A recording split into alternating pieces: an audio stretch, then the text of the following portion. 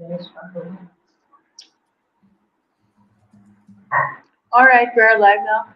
So, welcome to today's live session. And from zero to wild, we are going to talk about this that how algorithms shape our digital lives. I'm Rahma Wasti, marketing executive at Line Dev, and I'm thrilled to be here with our founder, Mr. Philip Cutting. We'll dive deep into the mysterious world of algorithms and their immense impact on our digital experiences. Welcome to have you here, Philip.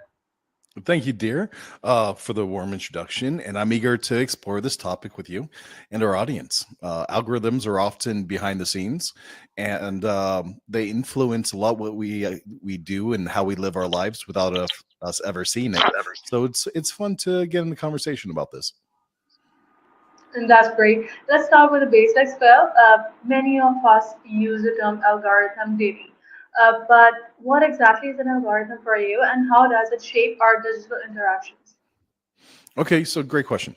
In simple terms, an algorithm is a set of rules or instructions that a computer follows to solve problems or take decisions. Right. That might be evolving, but let's leave it there for now.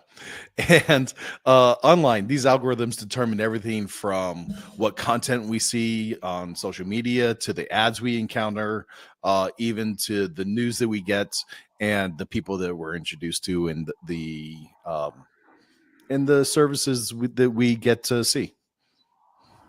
Yeah. It sounds like algorithms are definitely everywhere. How do they decide what content to show us on platforms like Facebook or Instagram as well? Exactly. So they're everywhere. And social media algorithms, for example, are designed to keep users engaged. Yeah. Um, Engaged and driven towards the goal of say having time on a platform or to monetization, right? So they analyze your behavior, what you like, share, what you comment on, how long certain things stay on the screen, right? And the behavior of the app and the phone itself. And then they tailor your feed to show you similar content or content that that the algorithm believes would be interested in. And sometimes it even compares you to your friends, to the demographic they believe that you're part of, and they adjust that profile over time. And the more you interact with specific types of content, the more you'll see it in general. And it's a loop that just keeps you coming back for more, as long as the algorithm is good at doing what it does. Yeah, well, there's one question from my end as well that I do not really get what's happening with Instagram at times or my phone. Whatever I think in my head, whatever there is in my head, I used to see on my feed. I get to see that on my Instagram's feed. I Oh, don't know how does it's that fun. work. Oh, it's amazing, right? The I've shared with you before the story of Yeah. um Uh, one husband found out that his wife was pregnant through yeah. his wife's social media feed. So it's you can be interesting. It can be interesting at Yeah, times. definitely. So let's start about the journey from zero to viral. So speaking of loops, let's talk about virality. What makes a piece of content go viral, and how do algorithms play a role in taking something from zero to millions of views? Oh, sure. So, virality is a fascinating aspect of digital life, and Definitely. algorithms prioritize that content that sparks engagement.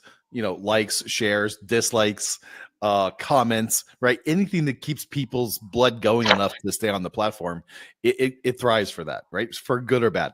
So, when a post starts gaining traction, the algorithm amplifies its reach little by little. Most of the algorithms now will step it up, show it to 500, show it to 1,000, show it to 10,000, right? And just start stepping it up as it goes. And So yeah. they just keep showing it to more users and to compare it to other types of content, so that in the end, the target audience or the eyes that they are seeing, uh, the clients of these social platforms are getting the most time on the platform or most ad spend, whatever they're trying to do. There's different approaches, just like the same options you get when you pay Facebook or YouTube to do marketing on, right? Those are the things that they're looking Exactly. for. You can even like look at those. One thing that's fun to do is look at those options that YouTube allows you to do and Facebook allows you to do for your ads and what they target, and see how they think, right? It's kind of a fun way to hack the black box, right? It's just, but this Interesting. the purpose of virality is to create that Mhm. snowball effect where the Okay. content gains momentum rapidly, and Mhm. to go in a productive way for the platform. So it's not just the algorithm. The content itself has to resonate with people emotionally or intellectually, or on like there's like four kind of pillars that I like to look at. One is it's entertaining? Is it educational? It does it draw on emotional context, and it is it funny, right? Those are kind of like the four that I play around with. Uh, and if it's hitting all of those, you tend Uh-huh. to trigger a lot of virality, depending on Yeah. the size of your demographics. Yeah. So it's kind of a combination of engaging content and a responsive algorithm. But not everything we create goes viral, right? And are there Only. specific triggers or patterns that increase the chances? Oh, sure. So, timing, relevance, emotional impact are key factors. Content that taps into current events, news trends, these tend to do well to evoke strong emotions and encourage sharing.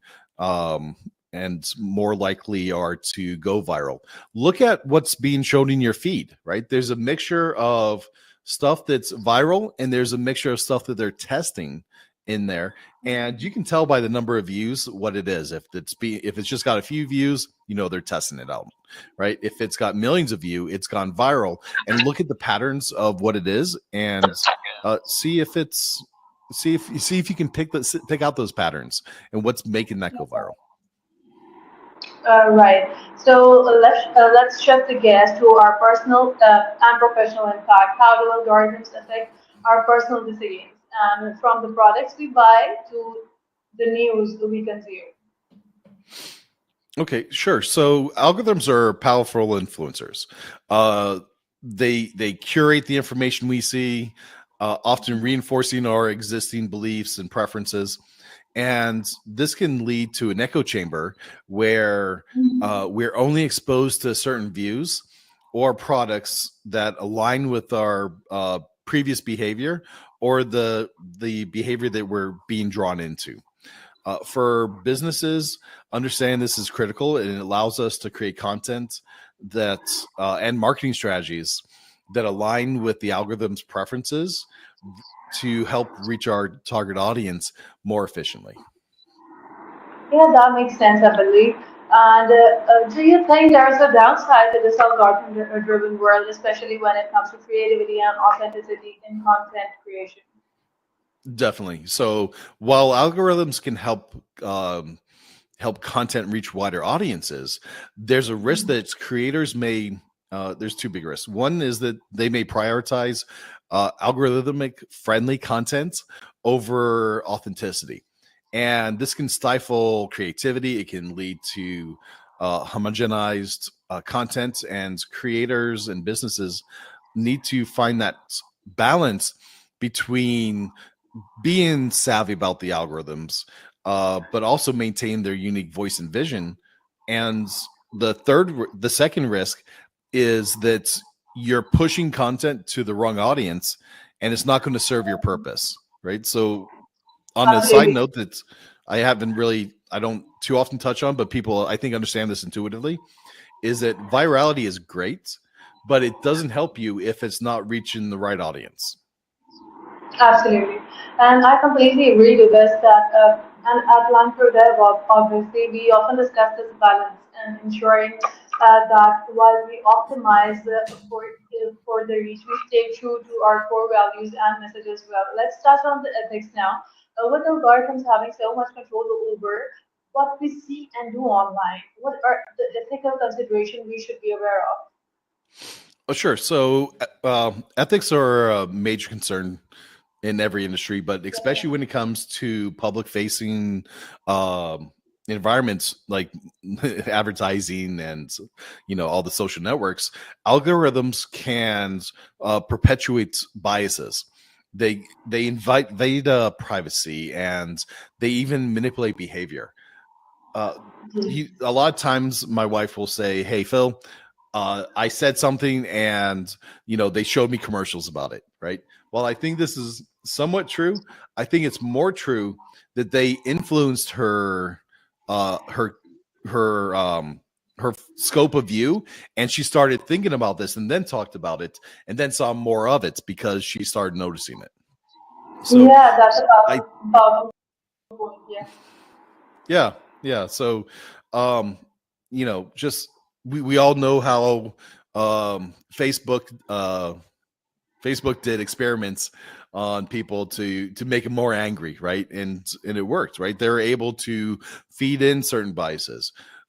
Some people, there's all kinds of theories, conspiracy theories out there. They're a lot of fun to talk about, but there's this is where we get into the ethical gray space of where should we kind of play with these algorithms? How far down the line should we go? And how much should we kind of consider manipulation versus serving people, right? And it can really shape public opinions in subtle ways, and the public is uh, it retaliates when it feels like it's been uh, manipulated. So we have to advocate for transparency for public safety, right, and fairness. But we Yeah. also have to, for our business sake, we have to use these algorithms and processes to make sure we grow our businesses. And when it's coming from a good place, I'm not saying the ends justifies the means, but what I'm saying is when you have an ethical stand, a value proposition, and when you can go and say, yeah, this is what we're doing, right? We're transparent about it. This is where you can really stand shine, and I think you find favorability in the marketplace when you do this. Absolutely, and that's a real powerful point. As we look to the future, Phil, do you really think that algorithms will continue to dominate? And do you see new technologies emerging that might change the digital landscape as well? Mm. So yeah, algorithms will continue to play a significant role, but I believe we'll see more emphasis on transparency, and user control and user impressions, right? So just like with AI technologies, right, and blockchain, they could introduce new ways of managing data and algorithms and giving users more insights and control over their digital experience. And I think some of that, I like what ChatGPT does, for example, right? If you go into your preferences on ChatGPT, it's built up a persona for you. And maybe it has default, or maybe it's evolved it, but it shows it there, and you can see it and you can modify it.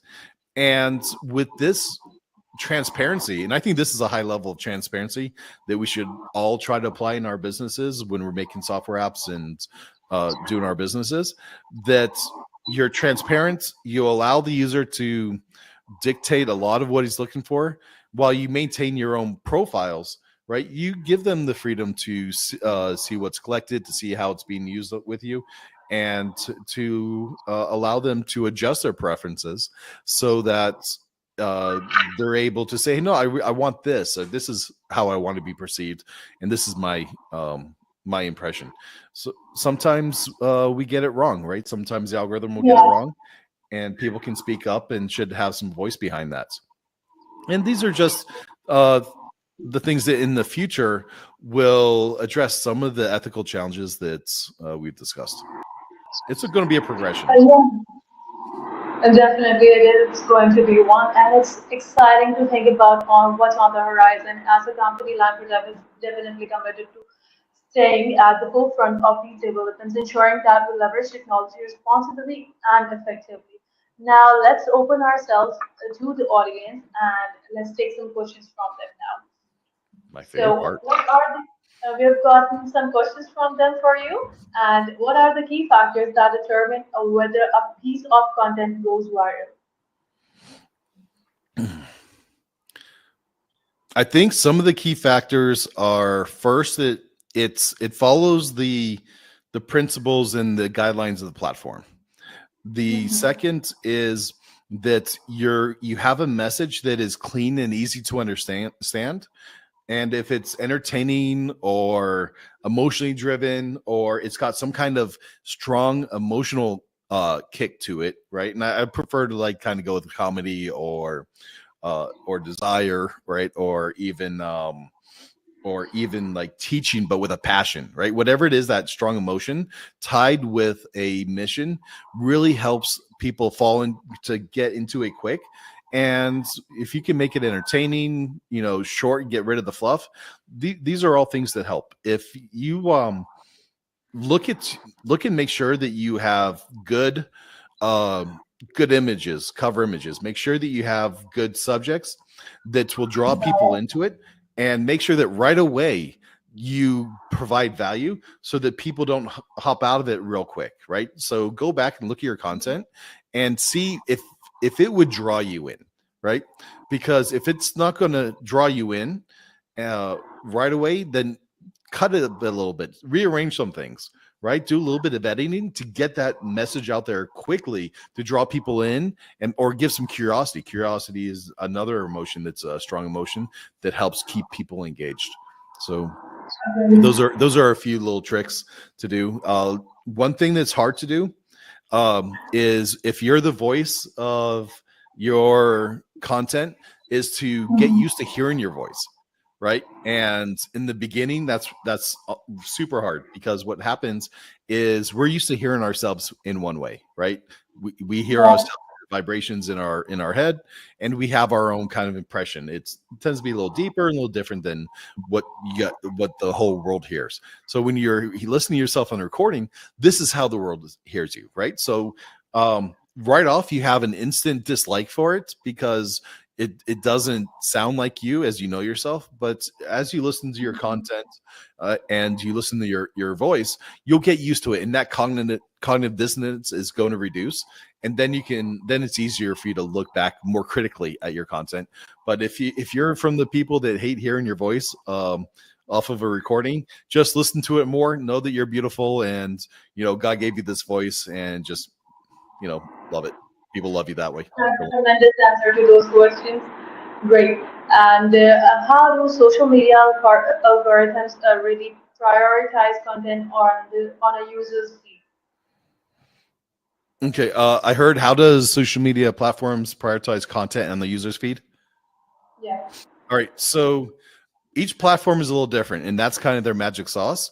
But a lot of it is one, there's a combination of matching your persona, so content that you're likely, or other people with a similar persona are likely to and get. And these are the already viral stuff, right? The ones with millions of views. Then they're going to throw some salt and pepper, some stuff in there to experiment, to see, hey, we're going to try 1% of this audience and see how they respond to this, or even just 30 or 40, to see if people just flash through it, right? And they're looking at that, right? YouTube lets you put up three cover images, and it'll test it out for you. And based off of what's getting more time on the platform, for the platform, right? Maybe not for you, but for the platform, right? It's going to help promote that. And I think generally it works out good for you. The so each system has its own criteria, but just go back to, hey, will it keep people interested? Will it draw people in? Will they engage in this, right? And those are the things that it's going to feed into you. And then it sees how long you look at that, how long is it on your screen, even if it's muted, right? It's still looking at how long that's on the screen, and it's capturing that. And there is questions of, for YouTube on your phone, for example, the app, does it notice if you're visually engaged with it or not? I don't think so. but I imagine they may look at, if the screen, how long the screen is active, how long this is shown on the screen. If you're Mhm. if you're touching the screen, right, they're definitely tracking where you touch on the screen, right? So they're looking at any kind of hints of engagement that's see if this is content that's interesting for you. Yeah, absolutely. That you were absolutely right about. And how do algorithms affect smaller content creators compared to larger influencers or brands? I'm sorry, say it again, dear. How do algorithms affect smaller content creators compared to larger influencers or brands? Mm. So that's an interesting question. Very good question. Larger brands and larger content creators have a following, and their following is basically trained to respond in a certain way already. And it's a combination of the algorithms training them and the content creator training them. So they play together, and they have this dance that's meshed together, and that's how they've developed that relationship. So they have kind of these fixed rules in place that are kind of hard to break apart, right? Or hard to pull them people away from that content. But people are still curious and still looking for new content. So YouTube, to keep things fresh, is currently, at least for the past 5 or 6 months, encouraging small and new content creators and pushing them out there, give them a little bit extra love to kind of get them motivated and to show some, to see if they're going to be viral. And there's a lot of tools in the YouTube studio, and there's all kinds of tools to help you refine your content as you go, to help improve it, to make sure you got the right hooks. And a lot of it comes to looking at the analytics, to seeing uh, how you're serving YouTube and how you're serving the audience, right? You have two clients. YouTube is one, and the viewers are the other of your clients, right? So look through the analytics and see what they expect out of you to perform, to grow, and little by little you can break your way into more established niches. It's hard to do, and it takes time. So there's a lot of ways to kind of start building your way into it, and just have fun with it, and just learn a little bit each day when you're posting content. It can take a little while, right? If it takes a month or 6 months or a year, stick with it and learn as you go, and don't let it get you down. Just keep learning, and of course, make sure in the beginning that you have a niche that has an audience that you can have the expected results from, right? If you have a small micro niche that's only going to serve, 10 million people in America, right? Or 10,000 people in America, you don't be surprised if you're not getting millions and millions of views, right? That is absolutely the right answer to that, and yeah, we cannot expect million of views by targeting such thousands of audience. And how do social media, right? How have algorithms impacted the spread of misinformation online? Mm. Misinformation is such a hard topic. Um, That how do happens a you lot. Yeah, it's a hard topic, right? How do you know something's misinformation, and when do you kind of like smack people that are really giving misinformation? And what is just entertainment, right? So, there's Yeah. sarcasm, there's satire, right? um but of course, yeah, there's a lot of bad actors out there that want you to believe certain things, and they're going to use these platforms to do that. And it's an ongoing battle that all governments are fighting, right? Because they care for their people, and that's the platforms themselves are trying to find ways to handle misinformation appropriately, right? So I think some of it has to be the community should respond appropriately to misinformation, right? There should be obvious ways to flag content, but we should also, as a people, be very open to not labeling things misinformation, but a matter of perspective, right? Or open Exactly. debates, right? Or even research, or even just generally query, right? Who here has ever played devil's advocate, right? sometimes we say things that are totally wrong just to have fun, right? I have some Jewish Exactly. friends, and they'll do this to me all the time, and It's fun. I have some Muslim friends that do the same thing, right? That they'll pick a fight, uh, totally believe in what I believe, right? And just to get a good conversation going. So, is misinformation something that has to be punished, or should we just kind of be more intelligent as a society and try to recognize BS when we see it? There's a balance. There's a balance, and I guess maybe it depends on how harmful it is. But I don't want to give anybody really a chance to say this is harmful for people versus when it's not, right. Children need to be protected, right, but we adults need to grow some chest hair and sometimes and answer back a little bit, or say, hey, this is what I believe, or this is wrong, or okay, hey, good opinion, but what about this, right? Or just have some conversation, not to be scared to have some debates out there. So I think it's a growing process also. You're absolutely right about that. And what are the ethical considerations surrounding the use of algorithms in digital content distribution? Mm. This is an interesting question, and it's one that I'm really trying to get a grasp on myself. I believe that um, so I don't have a problem with AI generated content, and I don't have a problem with AI learning to train itself off of publicly available data, or off of video, or off of somebody going out in the world and doing video, right? We ourselves learn this way. Nobody, Van Gogh didn't learn art by, living in a cave, right? Every artist learned from those before him and what is around him, and they take and synthesize it, right? So I think this is the same process. What we're faced with is the fear of creators losing out and not being able to survive in the world that was yesterday. But this always happens. The printing press killed a lot of industries. The printers, just the internet, right? Just having digital Kindles, right? Destroyed a lot of book sales, right? So this is just a constant evolution of the medium of content, and it's just gonna be there, right? There's good and bads out of it. I wish I had a better answer on this one. It's a really fun discussion, and this is just one of those things that we should have not classify as misinformation, but open up debates to. Absolutely. And can algorithms be biased? And how does this affect content visibility? Algorithms are biased. Everything, there's a bias in every system. And sometimes it's intentional and sometimes it's unintentional.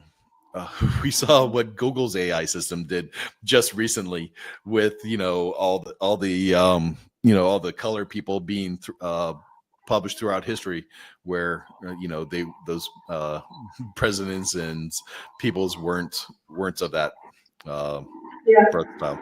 So it's going to happen. It's and a lot of it is so hard to catch sometimes, right?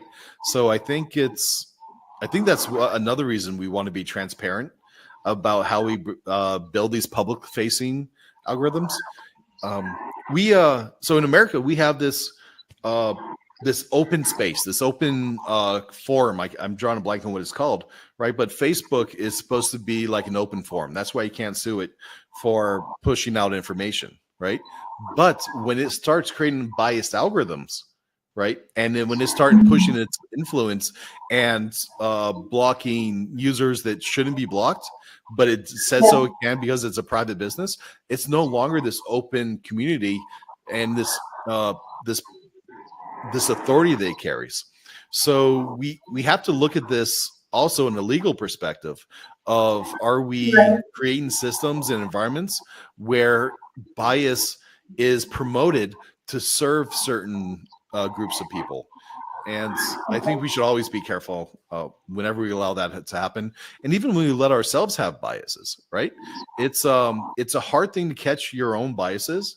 Right? We all have it, and this is a survival instinct. right? That is. So I think it's not a bad thing, but I think it's a bad thing if you don't catch yourself, right? So when my perspective, just go back, love on people, and ask more questions. Try to make the whole world a better place. You're going to see your own biases, and that's the first step to recognizing biases in algorithms. Great, terrific answer to that one. And there's going to be another one. How do recommendation algorithms such as those on YouTube and Netflix shape our preferences and tastes? Okay, say the first part of that question again. How do recommendation algorithms such as those on YouTube and Netflix shape our preferences and tastes? Oh, fun question. Okay, so there's another study done where the people we were a social network was able to take neutral person, a fairly neutralized person, and then to make it radicalize them. And it was something silly like flat earthers, right, or something like that, right? So Okay. it's easy if you have a system that's trying to manipulate you, to feed you information and see what path it has to take to convince you of something. And a lot of it has to do repetition, the of course authority, right? If who you're listening to seems to have carry authority, or if it's people that you respect saying this. And coming up, and this combined with the upcoming stuff that we're going to have with AI and real fake content, right? Of like people saying stuff that they never said based because AI reproduced it. It's going to be very interesting times. So there's a lot of ability to do that, and some of the things they look at are your interests, right?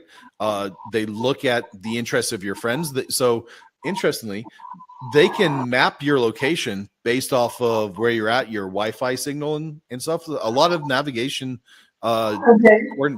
tracking is done through routers, Wi-Fi routers, not even GPS, right? So based off Okay. of the local routers, right, they can determine you're very close to what your location is. And by Interesting. this, they can tell the people that you're normally around, right? So they know who your friends are. They know what your friends are watching. They maybe even say, hey, this is probably their grandparents, or this is probably their parents, or this is their children, or maybe this is a sister or a friend, but they spend a lot of time with it. So they know the affinity with this person is high. So they can do this kind of social manipulation that's very interesting and very Yeah, that's how it basically, works. I've seen that as well. yeah. Yeah, great. So, how have algorithms impacted the spread of, okay, this one has been answered to, and there's one more question. What is the impact of algorithms on freedom of expression in the digital space? Oh, that's a good question, isn't it? We when COVID hit, we really had problems with this, where people were basically put as fake news and censored. And I think if we handled this in a better way than we did, right, then the society could have healed faster from COVID. We would have had more saved lives and less problems now, because I think we're still suffering from what happened with COVID, not just from COVID and the vaccines, but also from the delayed exposure to people, the delayed ability to get out, and the inability to get medical care, right? And just the uncomfortableness of being forced in certain situations that we now see we're not productive. And this might still be up for debate if what I just said is true or not. But by Yeah, these I agree algorithms, with yeah, these algorithms have the ability to censor that and influence people in a ways that just aren't productive for society.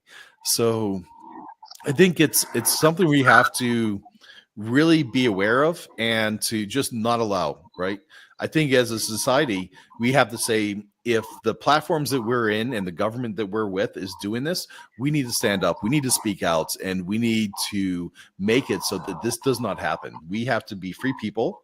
We have to love each other and be considerate and respectful, but we cannot stand for being manipulated and abused the way that we've seen in the past few years. So I think it's really up to us to get out there and say, no, these algorithms, they can do this. They're doing it. Government is making this happen, and we need to have our voice. So yeah, it's a huge issue, and I don't know if I took it the down the wrong rabbit hole, but it is something I'm fired up about, and I think as a people we need to fight for our rights and to be heard, and not say, hey, Facebook is a private company. No, it's a public company, and it has certain it enjoys certain freedoms that some private companies don't have. So they are held to a certain level of accountability, and we need to really hold their feet to the fire. And I think if by having this open communication, right, we make the platforms better, the platforms will serve us better, and we can live in harmony in a more engaging way. And that was absolutely great. Your answer to that question was absolutely enlightening. What are the key factors that determine whether a piece of content goes viral? Okay, that was one thing that we've already answered to. Okay, how have algorithms impacted the spread of the misinformation online, and how do they really determine what's relevant to individual users? Mm. So I think it's a funny question, right? So are algorithms responsible for finding correct information, or are they responsible for entertaining you, right? And how do we gauge when we're being entertained and when we're being presented information, and how do we judge that, right? So I think that we have to ourselves take accountability for recognizing the truth of things, questioning, is that true, right? We should always be asking ourselves, is that true, and if so, why? And then maybe a couple more whys, right? Just like our kids say, daddy, why, right? Have No, that same absolutely. curiosity, right? Encourage it in the kids as much as you can handle, and and just keep that spirit. So they're going to have every system is going to have biases built in and trained in, right? um, and modified in, right? So we have to be aware of that, and sometimes it's not intentional, sometimes it is, but I don't know any good ways other than just being aware and communicating with other people and challenging ideas and getting used to that, and hearing things we don't want to hear, right? As long as it's based in some kind of truth, right? That we can say, okay, cool. Maybe I want to continue this conversation, or maybe this is a hazardous conversation, right? Not all good, not all ideas should be thoroughly explored, right? But we have to have a little bit more fortitude in testing out and considering ideas and expressing our values, and to have this debate. It's good for society, and I think it's something that we need to get back on track with. But as far as being able to see inside the systems to see what the biases are and what's going on, I don't know how we could ever do that without litigation. Yeah, that was a very powerful point that you raised in that question to that question. And we're going to move to the other one, which is what is the role of machine learning in improving the accuracy of algorithms? So machine learning is the general field of AI, right? It's encompassing, and it's really about decision trees and weights that, just like AI, right? It's this algorithm that is just a factor, a branching methodology to try to serve the best results, right? And who knows what those results are? That's probably where the biggest question is. But the how they're how it's going to evolve, I'm really looking at what's happening with um, agent learning and AI, right? I'm looking at how AI now has an iterative process of asking its agents, or asking smaller AIs, and testing it out themselves, feeding you content, testing that on you or on a demographic, and it's just going to continue to evolve with those tools in that same process that I think AI is going to improve on. So machine learning, of course, is just something that's going to really be progressing as it has, right? We when was machine Definitely. learning first introduced, in the 1958 or something? So it's an interesting path. I'm looking forward to seeing where this goes, and I think we need to have fun with it ourselves, right? Yeah. Look at the path and see how can we make this better, right? Is there a problem with machine learning? I think no, it's great. Yeah, it is great. It is going great, and we are going to learn a lot from that. Phil, as this has been such an insightful session, as we close, what are your final thoughts on how individuals and businesses should navigate the algorithm-driven world we live in? So my final takeaway is this: algorithms are just little Cody tools. They can be powerful allies in reaching your goals, but they should be used mindfully. They may also not serve you and pull you away from your goals. So whether you're creating content, you're building a brand, or simply navigating your digital life, stay informed, be strategic, and always prioritize authenticity, know your key performance indicators, and know your values, and just enjoy the evolution that we're living through. We're in exciting times, and algorithms may shape our digital experiences, but it's up to us to shape how we use them. Absolutely, that was such a powerful advice. And thank you so much, Philip, for sharing your expertise with us today. And thank you to our audience for joining us. If you found the session valuable, please like and subscribe to our LinkedIn, YouTube, and Facebook channels for more insightful sessions from Life to Dev. Until next time, stay safe and secure. Thank you so much, Phil. Like and subscribe. Let's make it viral. Take care. Goodbye. Ciao.